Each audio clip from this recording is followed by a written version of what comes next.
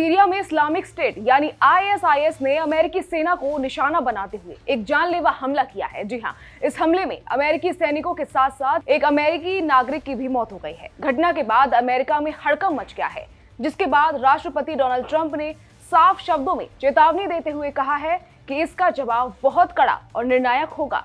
ये हमला सिर्फ एक आतंकी वारदात नहीं है, बल्कि मध्य पूर्व में बढ़ते तनाव की एक और खतरनाक कड़ी माना जा रहा है। बता दें, हमला सीरिया के पलमायरा इलाके के पास हुआ, जहां अमेरिकी सैनिक आतंकवाद विरोधी अभियान के तहत तैनात थे। रिपोर्ट्स के मुताबिक एक हथियारबंद आतंकी ने अचानक अमेरिकी काफिले पर फायरिंग शुरू कर दी।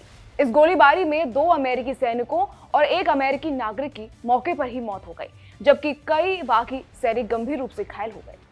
मारे गए नागरिक की पहचान एक ऐसे व्यक्ति के रूप में हुई है जो अमेरिकी सेना के साथ साथ स्थानीय स्तर पर सहयोग कर रहा था।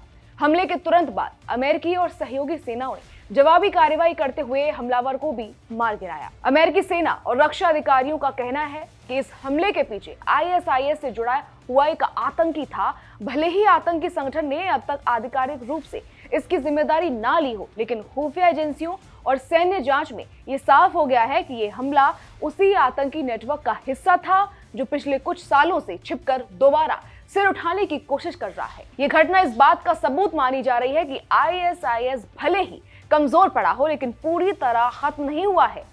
इस हमले को इसलिए भी बहुत बड़ा माना जा रहा है क्योंकि ये ऐसे वक्त में हुआ है जब सीरिया में राजनीतिक हालात बेहद नाजुक बने हुए हैं। बशर अल असद के सत्ता से हटने के बाद देश में सत्ता संतुलन पूरी तरह बदल चुका है। इसी अस्थिरता का फायदा उठाकर आतंकी संगठन फिर से सक्रिय होने की कोशिश कर रहे हैं। अमेरिका ने अब भी सीरिया में करीब 900 सैनिक तैनात कर रखे हैं, जिनका मकसद आईएसआईएस की वापसी को रोकना और क्षेत्र में स्थिरता बनाए रखना है। हमले के बाद अमेरिका के राष्ट्रपति डोनाल्ड ट्रंप का बयान सामने आया, जिसने पूरी दुनिया का ध्यान खींचा। ट्रंप ने कहा कि अमेरिका अपने सैनिकों की शहादत को कभी नहीं भूलेगा। उन्होंने मारे गए लोगों को देशभक्त बताया और कहा कि यह हमला सीधे तौर पर अमेरिका पर हमला है। साथ ही ट्रंप ने यह भी साफ किया कि इस घटना के जिम्मेदार लोगों को बख्शा नहीं जाएगा और अमेरिका बहुत गंभीर और सख्त जवाब देने की तैयारी कर रहा है।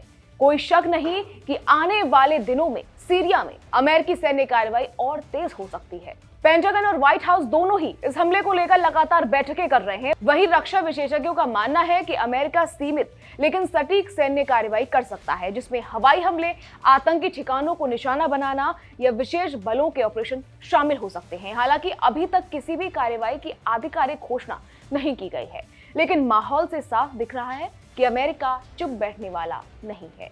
इस हमले का असर सिर्फ अमेरिका तक नहीं, बल्कि सीरिया में मौजूद स्थानीय सुरक्षा बलों और सहयोगी देशों के लिए भी एक चेतावनी है। कुछ रिपोर्ट्स में यह भी सामने आया कि इस गोलीबारी के दौरान स्थानीय सुरक्षा बलों के जवान भी घायल हुए हैं। गौर करने वाली बात अब सुनिए, आईएसआईएस को साल 2019 में सैन्य रूप से पराजित घोषित कर दिया गया था, लेकिन उसके बाद भी संगठन की विचारधारा और उसके छिपे हुए नेटवर्क पूरी तरह खत्म नहीं हुए।